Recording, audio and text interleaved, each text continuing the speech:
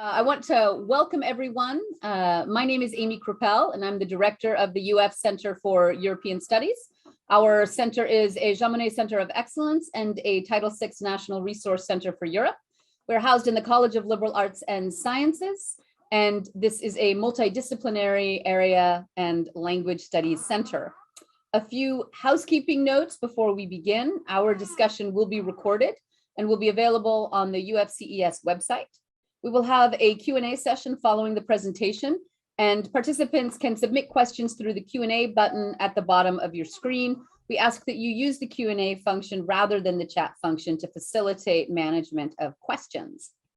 Again, thanks to everyone for joining us today to discuss towards a reading of Black Lives Matter in France.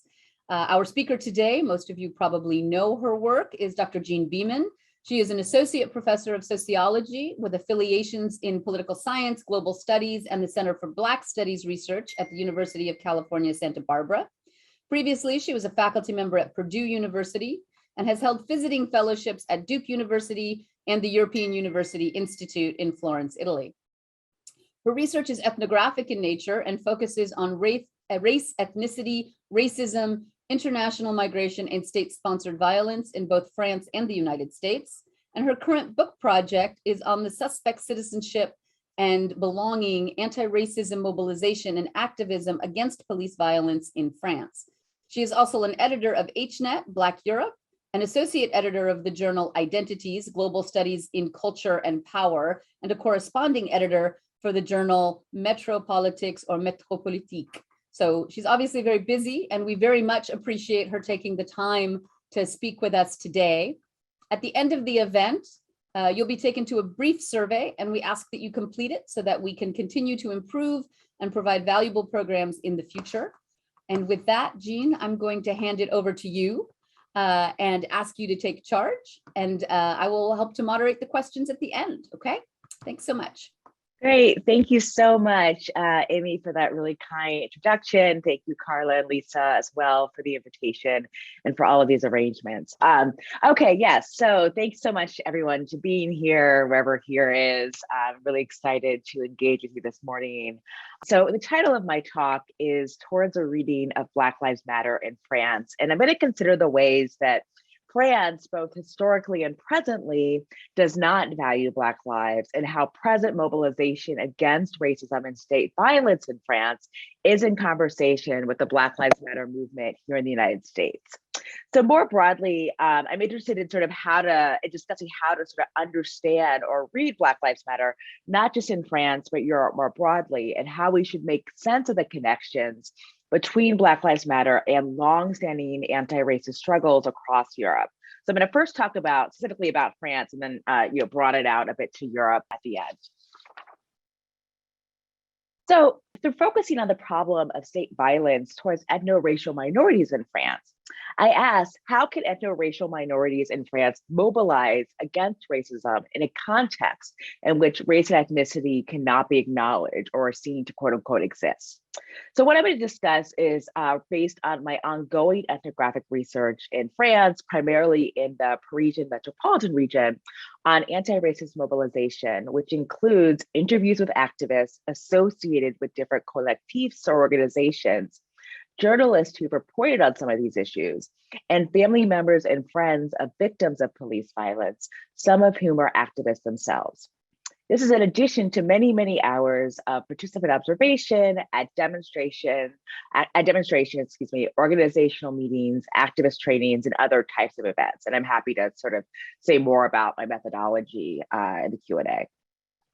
So ultimately, I'll show how Black Lives Matter, as both a sort of ideology or social movement, both presents possibilities and reveals constraints for mobilizing against state violence in France, as race is a legitimate category upon which to make claims to the state here in the United States, but it is not in France. This movement is therefore connecting and complicating notions in transnational solidarity around race and Blackness. As ethno-racial minorities in France are inspired by and often connect Black Lives Matter to France, to the French context, but they're seeking recognition as members of French society as opposed to being recognized as a separate minority group. This insight is crucial for understanding global solidarities around state violence, as well as the conditions of people racialized as Black around the world. So first, I just want to say a little bit about the context of race and racism in France, and specifically what I mean when I say that race and ethnicity don't quote unquote exist. So in order to do so, we need to just briefly discuss Republican ideology. French republicanism emphasizes the relationship between individuals and the state over any other group categorization or identity. Being French is supposed to supersede any other identification, such as linguistic, religious, or ethnic. Race, as well as ethnicity, is not considered a legitimate category by the state. It is not measured in the French census. And so there's no sort of equivalent, African-American term, for example. And recently, the word race was removed from the French Constitution. So speaking about race, or even using the literal word race, is seen to exacerbate racism. And the United States is often characterized as an example of the danger that can occur when such difference is acknowledged.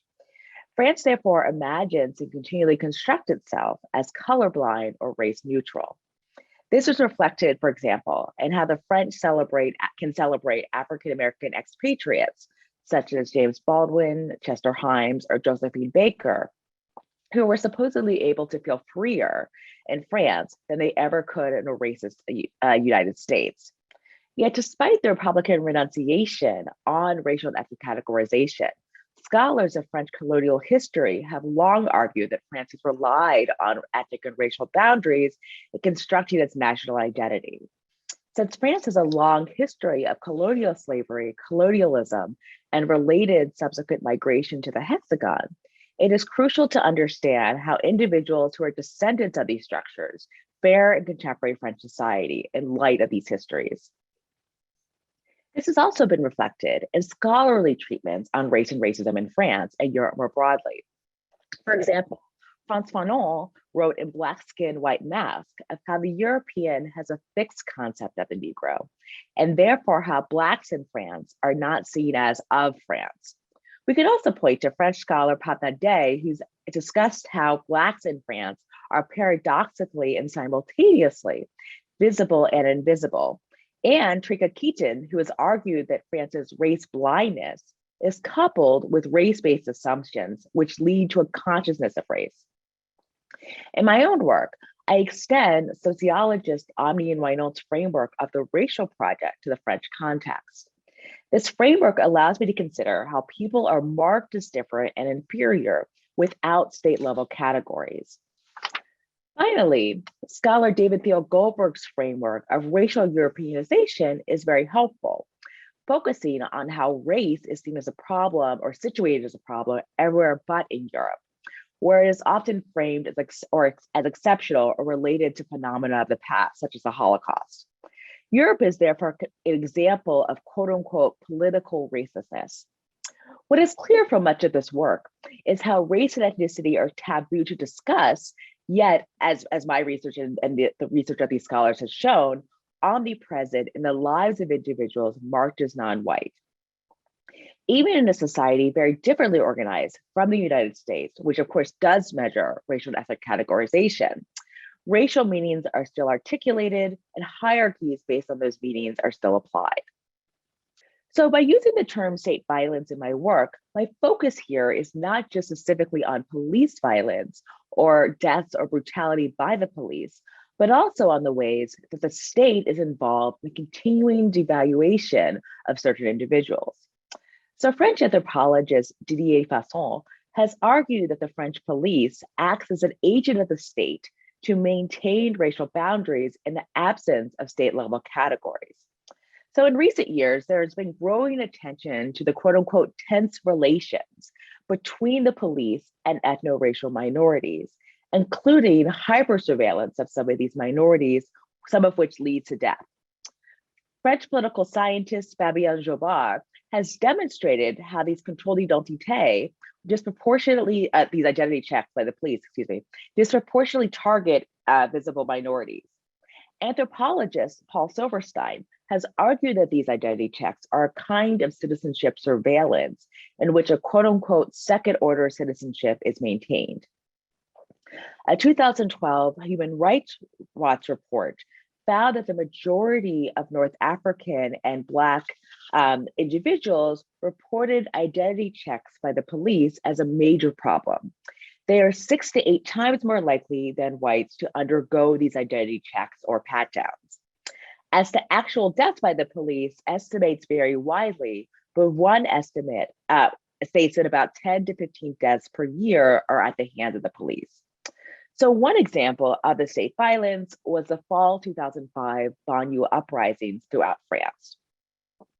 Here, Zaid Bena, a 17-year-old of Tunisian origin, and Bena Traoré, a 15-year-old of Malayan origin, pictured here, were electrocuted in a substation as they fled police at Clichy-sous-Bois, a Parisian banlieue or suburb. They are apparently trying to avoid the identity checks by the police, or the contrôle d'identité.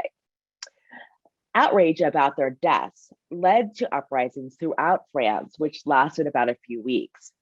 Then President Jacques Chirac declared a state of emergency, and then Interior Minister and later French President Nicolas Sarkozy called individuals involved in the uprisings racailles or scum and suggested cleaning the streets of the banlieue with a high pressure water hose. The police officers involved in the deaths of Zaid and Bena were cleared of all charges related to the deaths over a decade later. While these uprisings received much international and national media attention, including lots of images of cars and buildings on fire, what was often missed was how the deaths of these two ethnic minority youth were due to hyper-surveillance by the police, and therefore can be framed as an example of state violence. In my ongoing ethnographic work, many of my interlocutors have mentioned how important these 2005 uprisings were for driving them to become activists, particularly as many of the conditions that led to Zaid and Bena's deaths have not changed. These events cannot be considered outside of the broader exclusion of non-white individuals throughout France. Zaid and Bena became, as French activist and journalist Rakaya Diallo termed, quote unquote, sacrificed children of the Republic, as they are but one example of the failure of French republicanism to fully include all of its members. I will now just introduce a few of the people I've encountered and worked with through my ethnographic work. So here's Ramada Dieng, a 45-year-old who I first met in 2017. So on June 17th, 2007, her brother, Limine Dieng, a 25-year-old of Senegalese origin, died following a struggle with multiple police officers in the 20th arrondissement, not far from the famous Père Lachaise cemetery. So Lamine was restrained face down on the street with his hands tied behind his back and his feet strapped together. He was then taken to a police van, and by the time he arrived at the police station, he was no longer breathing. The medical report stated that he died of asphyxiation, yet Limine's family and friends want a full investigation as well as punishment for all the officers involved. So after her brother's death, Ramada had started a collectif Vivolé, loosely translated as Stolen Lives, as a way to mobilize others against state violence. She wants us to be a worldwide network connecting what's happening in France with what's happening in the United States and other societies. Through this collectif, she and other activists align with friends and family members and other victims of police violence, and also hold yearly commemorative demonstrations each June on the anniversary of Limine's death. During this commemorative march, Ramada recounts the specific events leading up to her brother's death, leaves flowers at the exact spot where he died, as well as allows other family members and friends of other victims to recount their stories. And this photo here is from a demonstration I was a part of in July 2017 for what was then a 10-year anniversary of Limine's death. So when she and I were meeting in a park not far from where her brother was killed, she explained the contours of this issue. She says, quote, "Police violence in France really is a racial question. It is racism of the state, because when you look at a list of victims, you see that essentially more than 90% are Blacks and Arabs. The remaining 10% are activists or militants, Roma, and we say in quotation marks as accidents. Whites only die by accident because they are not targeted, they are not the profile. There is a kind of profile for police violence, and the profile of victims is always the same profile. It's always young Black men between 20 and 40 years old, Maghrebin as well, between 20 and 40 years old, end quote. So this is one example of how state violence is understood and framed as a racial issue in France, even though Republican ideology disavows race and racism as salient in determining life chances. And this image on my right is an ad for a demonstration in 2015 for Limine Dieng, and hopefully you recognize the image of Malcolm X here as well, which I'll come back to in a second. So that particular morning that I went to the 2017 demonstration commemorating the death of Beaman, as I showed in the earlier slides, I had just read the news of the acquittal of Yanez, a Minnesota police officer who was acquitted in the July 2016 death of Leandro Castillo, pictured here on the left. So Castillo was a 32-year-old Black American who worked as a school nutrition worker and was pulled over as he drove with his girlfriend and 4-year-old daughter. His girlfriend captured the aftermath of his shooting by Yanez on Facebook Live. As I participated in the demonstration for Limine Dieng, as well as the other victims of state violence in France, I couldn't help but think about the parallels between state violence in both societies. And I was not the only one thinking about these connections. The death of Michael Brown, pictured here on the right, in August 2014, received much attention by anti-racist activists and others in France. After Brown's death by Officer Darren Wilson in Ferguson, Missouri, and a grand jury declining to indict Wilson in Brown's death, residents and others in Missouri protested in response to this, as well as to the often volatile relationship between Black Americans and the police. At the time, one officer was overheard referring to protesters as quote unquote fucking animals. And this is reminiscent of Sarkozy's rhetoric during the 2005 banlieue uprisings. So during the protests in Ferguson, Christiane Tabarot, pictured here, who until July of 2016 was a French Minister of Justice, said the following, quote, "I will not make value judgments on the institutions of the United States, but when the sense of frustration is that strong, that deep, that long lasting, and that huge, there is reason to question whether people trust these institutions. You realize that somehow it only happens to the same people, Afro-American kids," end quote. Yet I think Tabarot's statement also applies to ethnoracial minorities in France. Many of the images of the protests in Ferguson that were circulated in the media reminded me of similar images following the 2005 banlieue uprisings. To give another example of the state violence and protests against the state violence, in July 2016, Adama Traoré, a 24-year-old, Black construction worker, died under unusual circumstances after being arrested in a banlieue north of Paris. The police first claimed that he had died of a heart attack, yet later said he had a severe infection.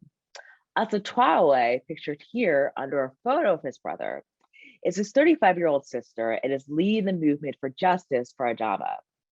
Since his death, which one American media account termed quote unquote Francis Ferguson, there have been numerous demonstrations demanding justice for Adama Traoré, including one every year on the anniversary of his death. And this photo here is from one such demonstration in 2018.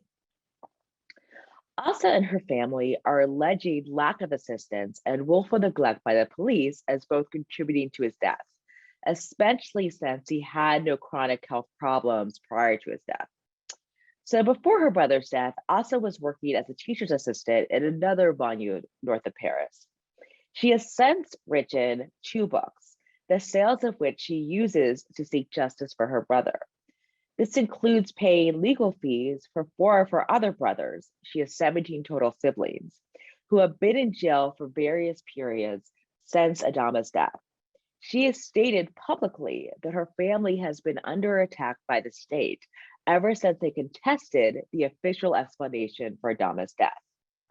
Also regularly gives talks about state violence and her brother's death, not just in France, but around the world, and has received support from various celebrities and figures, including French rapper Maccabi and activist and scholar Angela Davis. As she explained to me when I first met her in 2017, she sees this cause as not just being about justice for her brother, but for all forgotten populations in France, including residents of the quartiers populaires or working class neighborhoods in both the city and the banlieue, who know the police as only a quote unquote invading force. One time when I was meeting with her when she was signing copies of her first book at the offices of Soul, her publisher in Paris, she explained, quote, "We don't see people like Adama as a human, a son, a brother. Even I've been controlled in these quartiers, neighborhoods. What's happening is France is having an identity crisis. It wants to suppress differences, but you can't do that," end quote. Asa's point also speaks to the tensions inherent in French republicanism, as some differences in French society are seen as meaningful and others are not.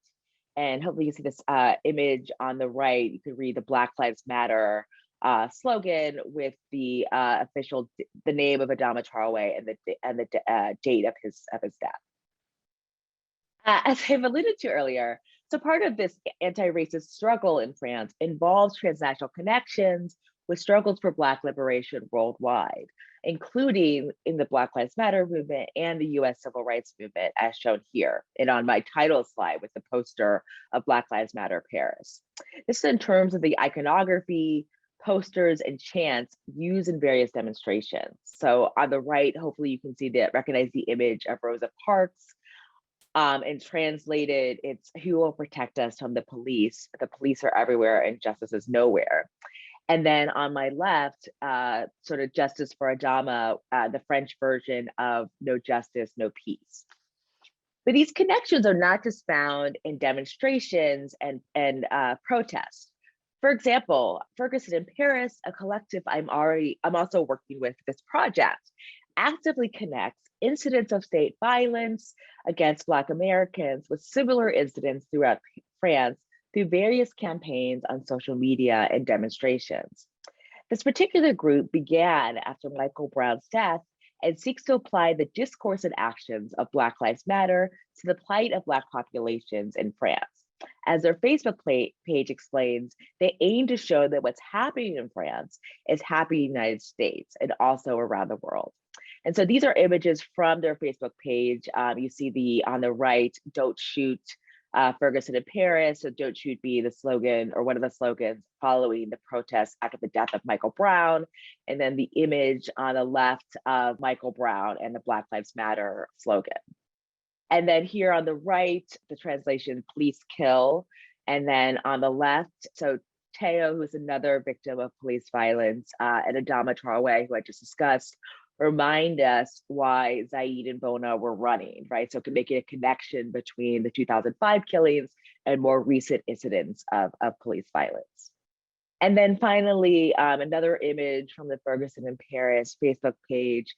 These are names of various women, Black women killed by the police. So also including the sort of intersectional analysis or framing in their activism. So as one of the founders of Ferguson in Paris, Mamadou, a 32-year-old originally of Malayan origin who grew up just south of Paris, put it, quote, "Part of the reason I chose the name Ferguson in Paris is to show Ferguson Paris the same. It's the same thing. The contexts are not the exact same, but the pressure means are the same. These are the people who never received justice," end quote. But this doesn't mean that activists are automatically sort of transferring Black Lives Matter to the French context, because they're aware of the differences in the structure and identity politics between the two societies, even if the experiences of ethnoracial minorities is very similar. So for example, as Asa explained to me, quote, Black Lives Matter is difficult to do here. You can't even say the word noir or Black. And all these issues are related, undocumented immigration, et cetera. So we can't have a subcategory of Blacks. We can't say that undocumented immigrants are not ours, that they are not related, end quote.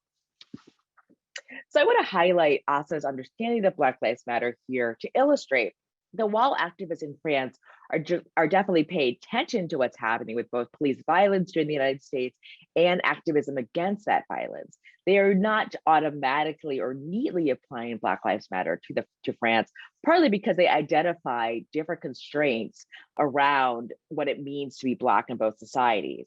They can relate to Black Lives Matter in the United States and incidents of state violence against Black Americans, but also do so in a sort of agentic way, or also critiquing the movement as it's constituted here in the United States. And this photo on the right is from a community event sponsored by Ferguson in Paris. And these two individuals are actually African-American activists from the St. Louis area who came to Paris to discuss their experiences being involved in Black Lives Matter and the protests in Ferguson. So what I want to kind of illustrate here is that the challenge to combating state violence in France is doing so under the constraints of French Republican ideology. Struggles against police violence have to also be anti-racist struggles, even though there's not the same literal and figurative language to combat racism in France. Activists can connect their struggles with similar incidents here in the United States, but they do so in the context in which there are no quote unquote Black lives.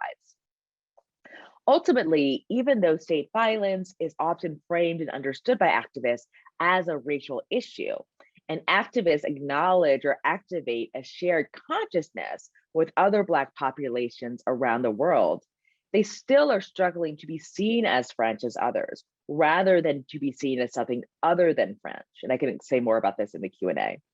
So in many ways, they're sort of critiquing the French state, but they have not wholly abandoned it. As such, notions of transnational Blackness are limited for helping activists understand and mobilize against state violence.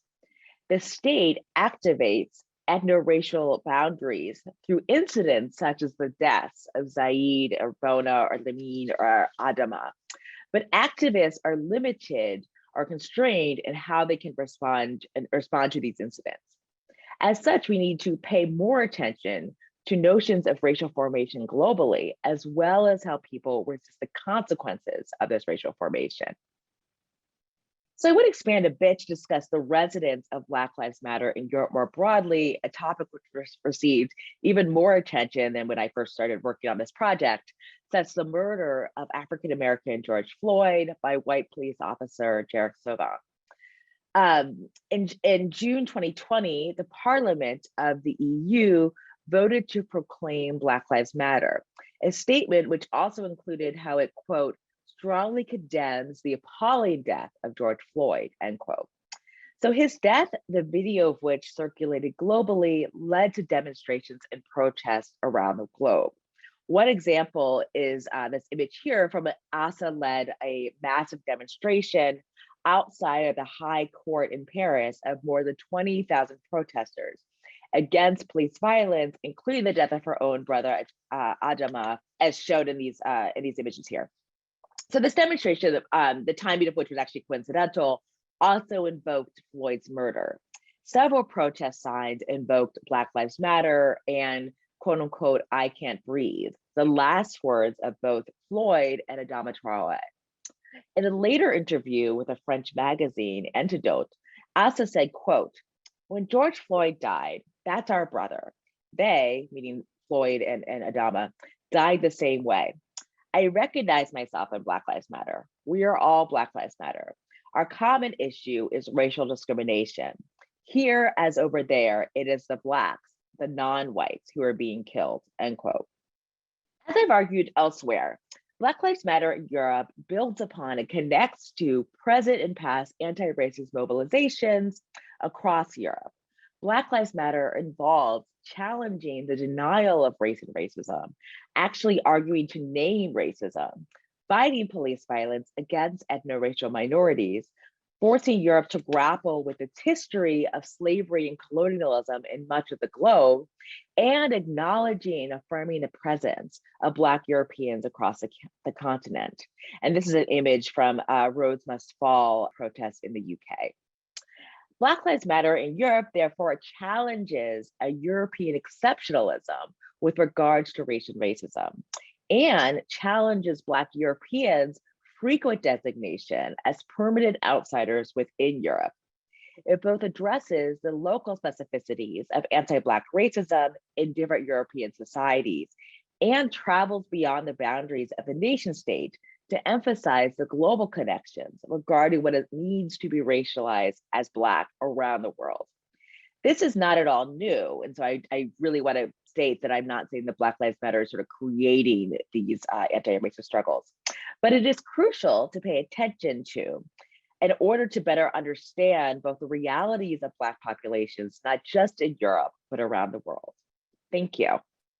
Thank you so much, Jean. So for all of the participants, if you have questions and you want to put them in the Q&A, or if you would like to speak, you can raise your hand and I can give you the power of voice through my control of the Zoom format.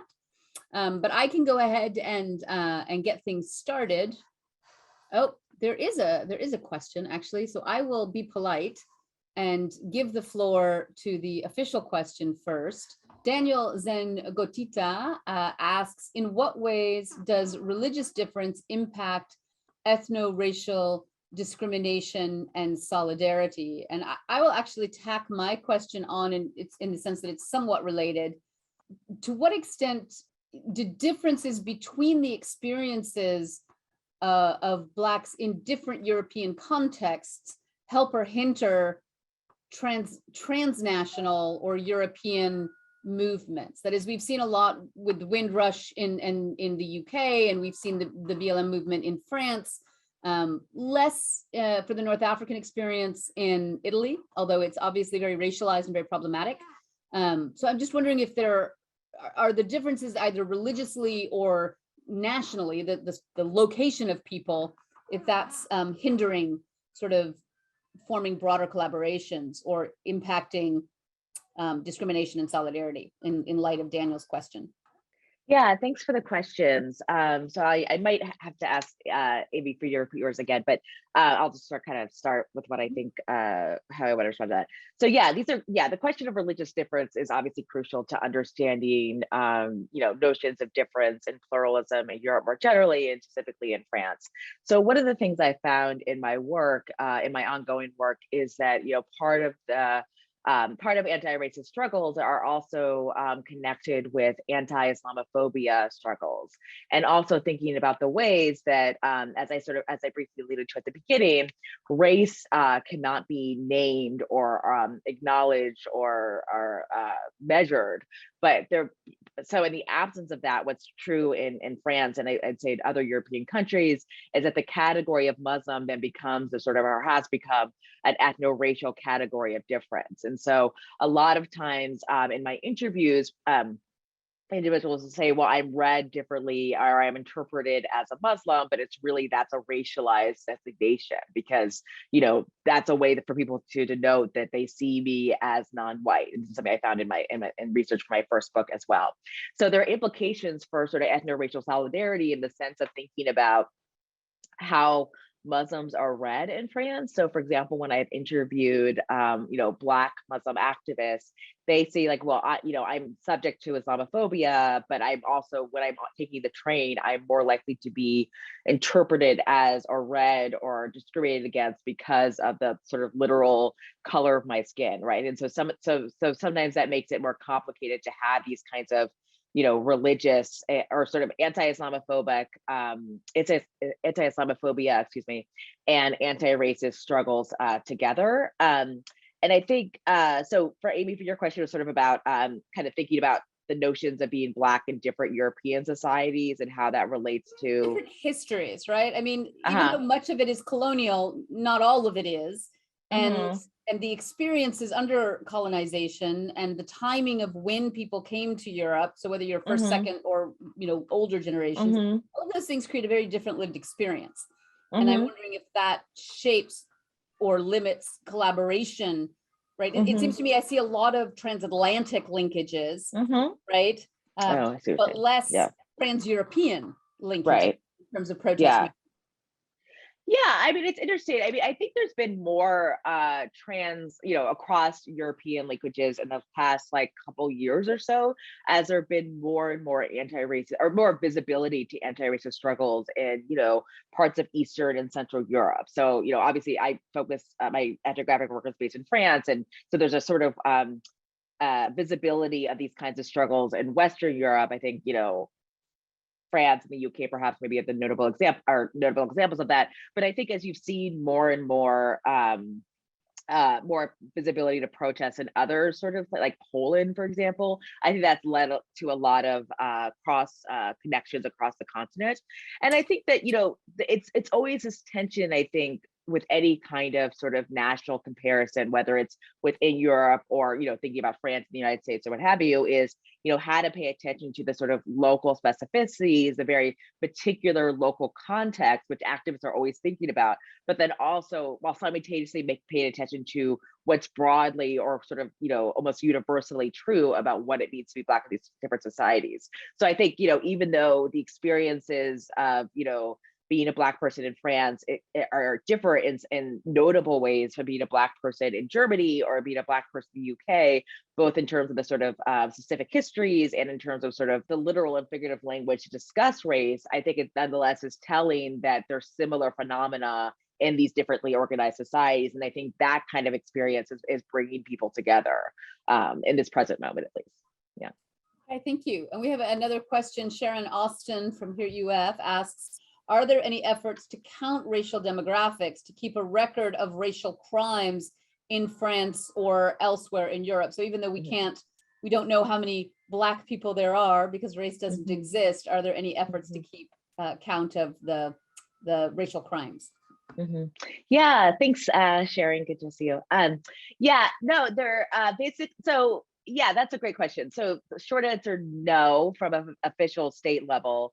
There is a, so what I've used in the context of France, for example, is the work of different activists and journalists who try to sort of actually count how many people have been, killed by the police, the racial dimensions of this, but there's no kind of like state level or official level, repository for this data. So that's the French example. And I think, yeah, and I think that's just true across Europe. Unfortunately, there's NGOs who are trying to do this work, like in the UK, for example, but there's nothing sort of at a state level kind of capacity. And it's actually really interesting because you think about the contrast to the United States, because we also don't really have that data too. I mean, we have the racial data, but we don't have a sort of like federal government kind of repository as well. So yeah, in that sense, there isn't the same effort to collect this data on an official level, unfortunately.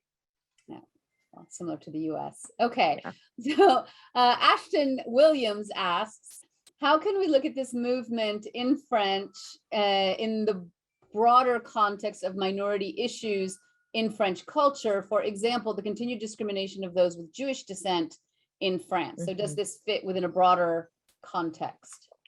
Yeah, thanks for that. Another really good question. I think part of what's happening and what I'm trying to focus on specifically in thinking about this anti-racist movement or this movement against police violence in France, that I just presented on, is also to think about the ways that activists are really trying to kind of assert themselves or affirm themselves as French.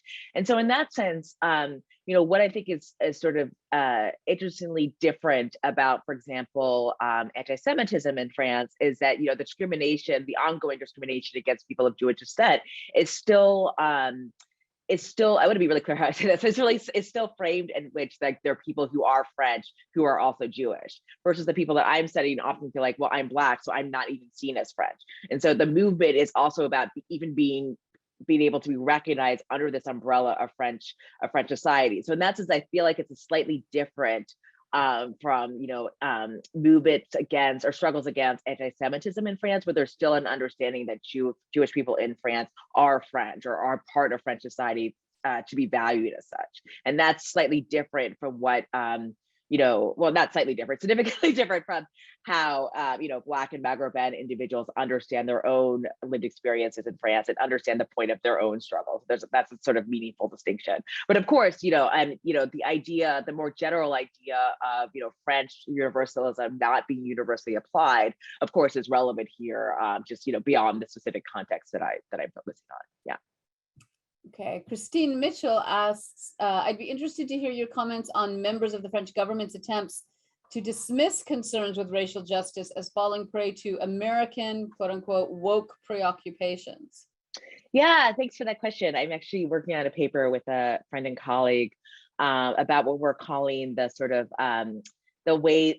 analyzing the way that French politicians, the French elite, use the U.S. contrast frame as a way to say we're not racist, the United States is racist. So any discussion in French academia and French public society, especially in the last year or so, even by President Macron himself, again, sort of studying or examining critical race theory in France, or studying Islamophobia in France, or racism or structural racism at all, is actually sort of an import from the United States. And so it's really fascinating to think about, one, being in the United States with our ongoing, movement against critical race theory, but also to think about how that's been taken up, particularly in France, is like any invocation of race is sort of showing that the United States has way too much influence in French academia and larger French society. So it's something I've been thinking about a lot, and they're working on this paper, and thinking about the ways that historically and presently the United States is framed as a way to sort of distinguish itself, a way for France to distinguish itself from being a racist society. So in other words, the United States is a racist society, the United States is obsessed with race, France is the opposite of that. And so any sort of incursion of any discussion of race and racism is actually just a reflection of an overall US influence. Yeah, thanks for that. Okay. You showed a slide of, this is actually another one from me, I'm interspersing it. You showed a sign with just very quickly with all the names of the Black women who had been, I think, killed.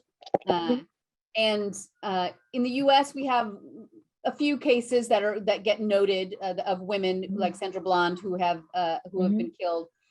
But I'm wondering to what extent it is a very gendered violence in France as well as in the US. And I'm wondering where that comes from. That is, in the US, at least with police violence, it's often put in the context of the police officer feared for their lives, right?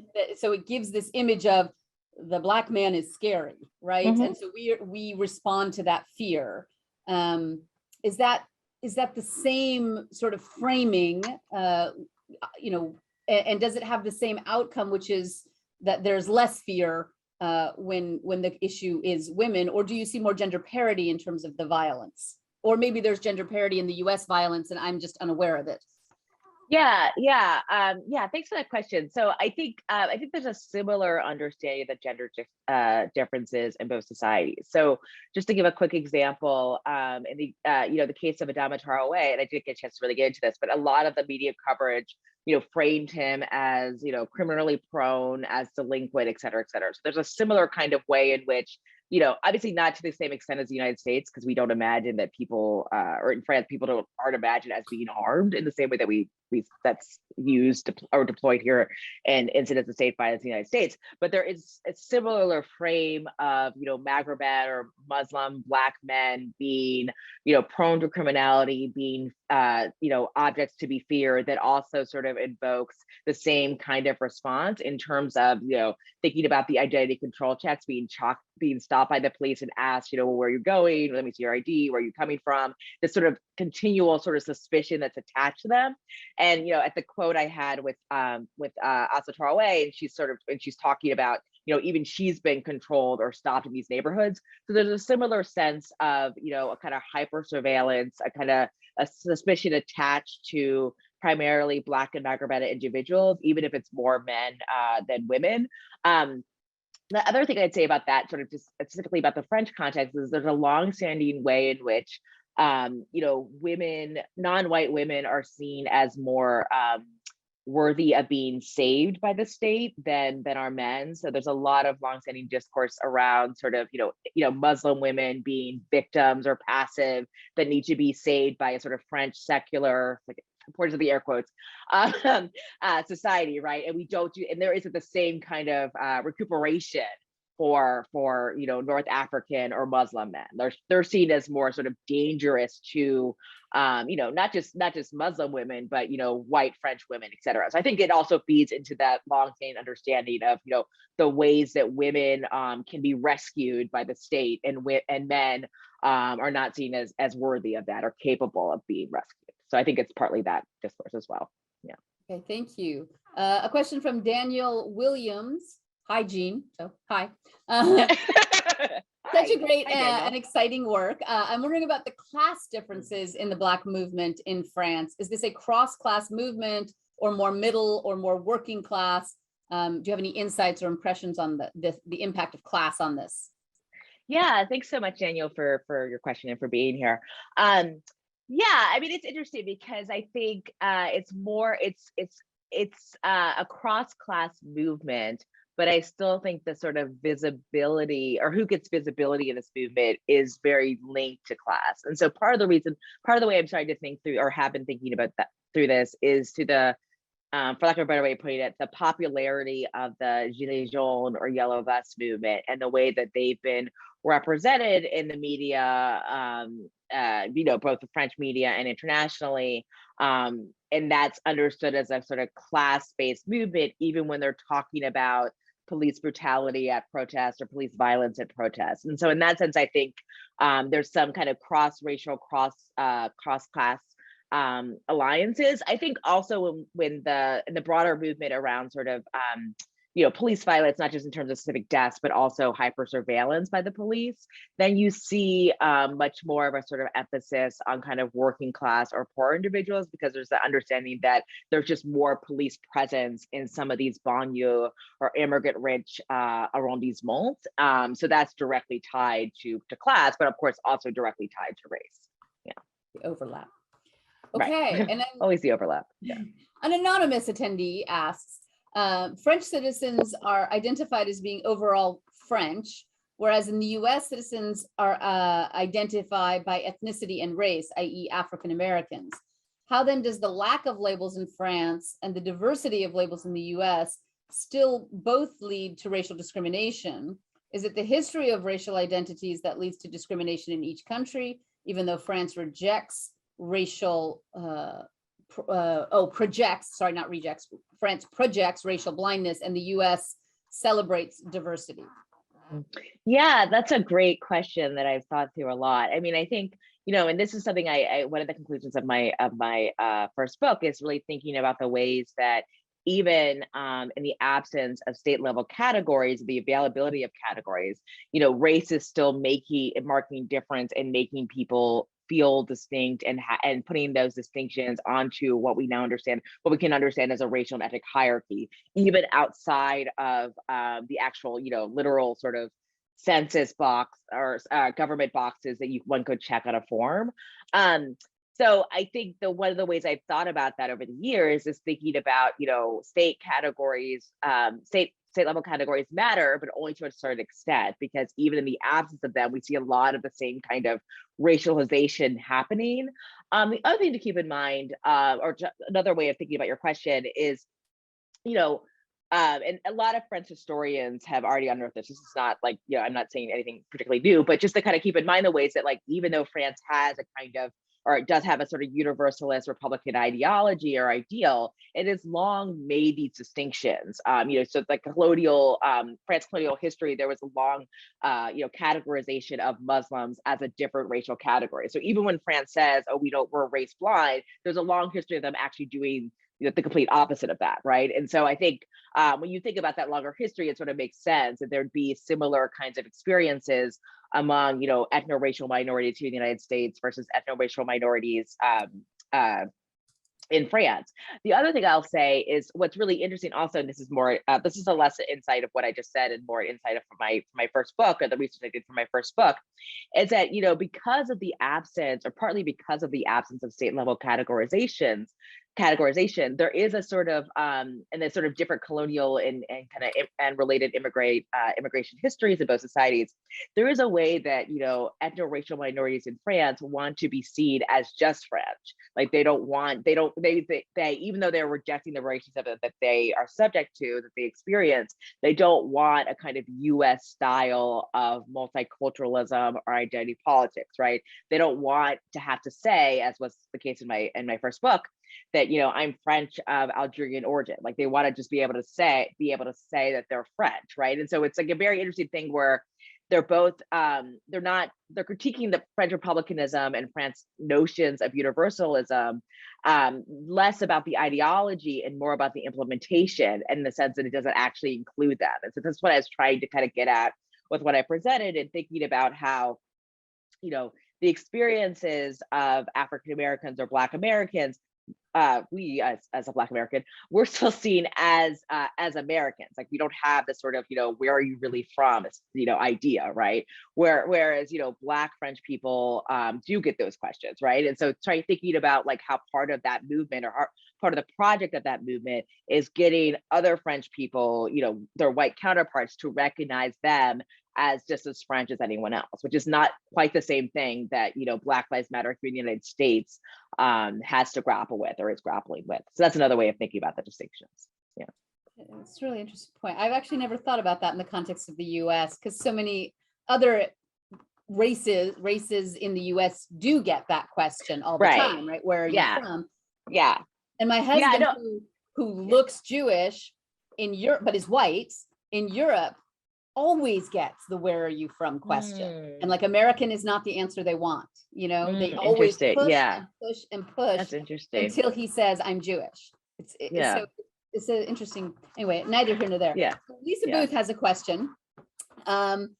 Are any of the activists that you met with currently working to get Black history or a more complete colonial history taught in the public schools or universities, to try to get that information to French children or French people at an earlier age? Yeah, I mean, slowly but surely. So there was a introduction, or a sort of proposal, to have a kind of French version of Black History Month that wasn't really taken up by any, by the state at all. But there are, slower, more movements to recognize the contributions of, Black French individuals, Maghrebin French individuals in French history. And I think also to think about, like, part of this anti-racist struggle, to think about the getting France to kind of acknowledge even its colonial history, or its history of slavery. I mean, so much of that history, of that existence, is like actively suppressed, that people don't even recognize that France was a slaveholding society. So, similar to how there's been lots of different monuments in the UK, of colonial officers or slaveholders, or being kind of thrown into whatever river or body of water. There's been a similar. There was one of the activists I've worked with this project to face a statue of Colbert, which was one of the authors of the Code Noir, which dictated the sort of rules about slavery in some of the former colonies. And so, I'm blanking on which, or it's in the center of Paris. I forget exactly where that statue was located. But anyway, the point is to sort of or what his point was like to face that, to sort of say France is, this is not someone we should be celebrating as a country. So there's been similar kinds of moves in France in that regard as well. You've gone through a lot of questions, so that's fabulous. Thank you so much. I think we're actually going to end on time, which is also very exciting. So I want to thank all of our attendees. There were a large number of them, so I'm really excited by that.